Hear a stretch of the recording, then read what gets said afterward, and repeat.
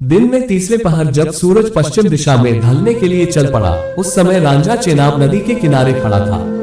वहां कई और यात्री जमा थे जो नदी पार करवाने वाले मांझी लुड्डन का इंतजार कर रहे थे। रांझा ने मांझी से कहा, ए दोस्त, खुदा के लिए मुझे नदी पार करा दो।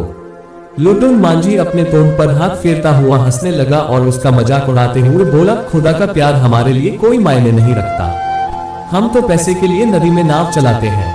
रांझा उससे गुजारिश करते हुए बोला, मैं एक जरूरी यात्रा पर निकला हूँ और मंजिल तक पहुँचना बहुत जरूरी है।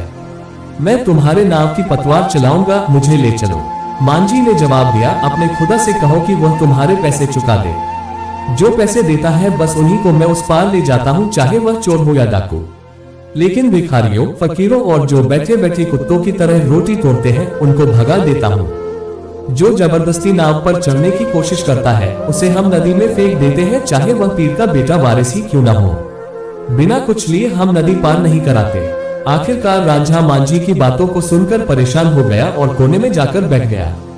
उसने अपनी बांसुरी निकाली और महबूब से जुदाई के गीत का धुन बजाने लगा।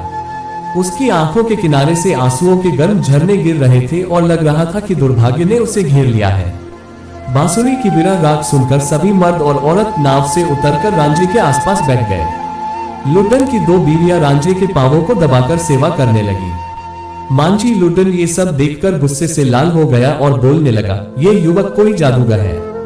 इसने तो मेरी बीवियों को अपने वश में कर लिया है। हमें इस जात के जाल से बचाओ, ये हमारी औरतों को भटका कर ले जाएगा।